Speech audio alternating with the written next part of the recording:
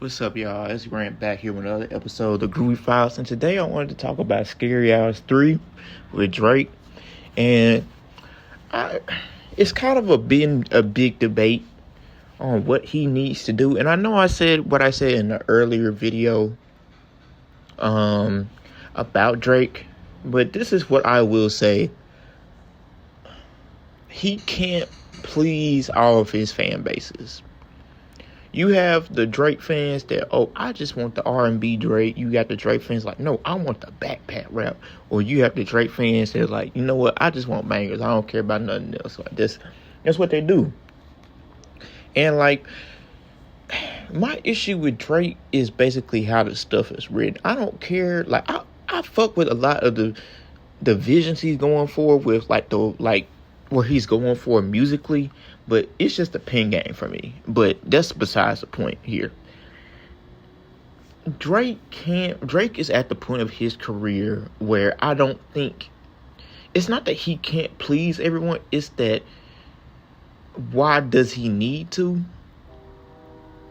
And to top it all off, I'm wondering, okay, well, Drake is at the point, he is the biggest rapper in the world.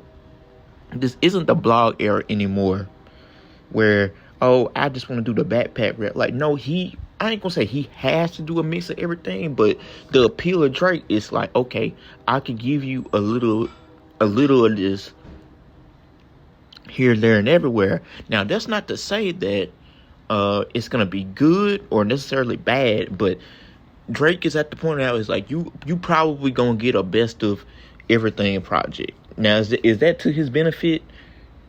Maybe not. But that's just what he is right now. And I feel like people just have to accept it.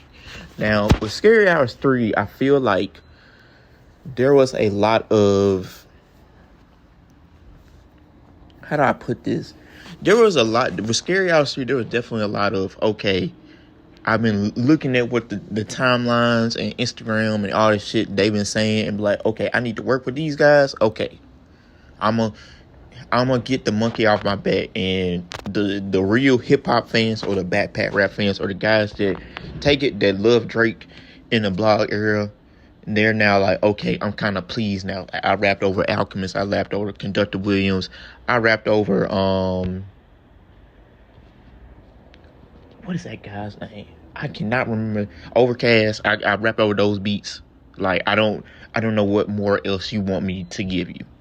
And like, once again, these people, I will say this to their benefit. I think people need to understand that certain rappers are built for that, specifically for their career. They're built for that, but some rappers aren't. Like, that's just how it is. I'm not making an excuse for Drake.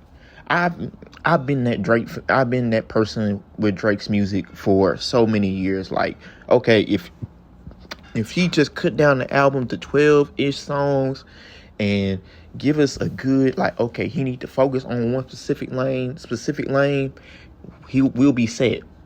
That's, I've been that way for a while. Everybody knows that's how I've been. But just kind of understanding, like, okay, if I'm still selling all these records all the time, that should be fine with, like, I mean, like, it works for me. The reality is that a lot of people, backpack rap don't pay the bills, or don't pay the bills like it used to. You have a particular fan base for that. With Drake, off rip, he showed very early in his career that he was multifaceted. Like, these are the three things I do. I can give you these three types of songs into one.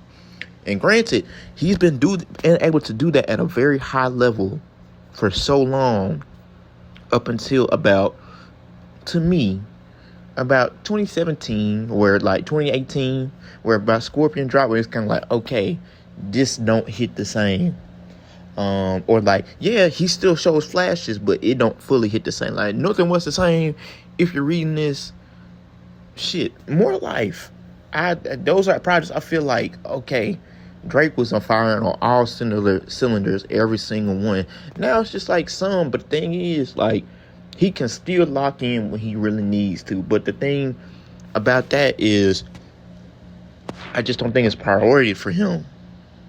Like, once again, if his stuff is already selling so well, why you need to change it? But like the big thing is that people need to understand is that big three of the blog era have all cultivated very different fan bases. Drake showed you, okay, I can do the mix of everything. Kendrick showed you, okay, I can give you the concepts in a mainstream fashion that's easy to dissect, while also still sprinkling in a multitude of different songs. And then Cole is kind of in that gray area where he's like, okay,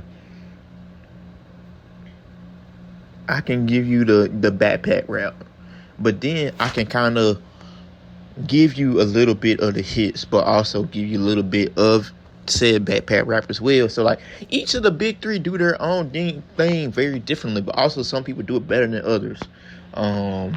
Like I don't think people understand how hard it is to make music in general, let alone how hard it is to make concept albums, let alone how hard it is to structure albums and all that type of nature and everything like that.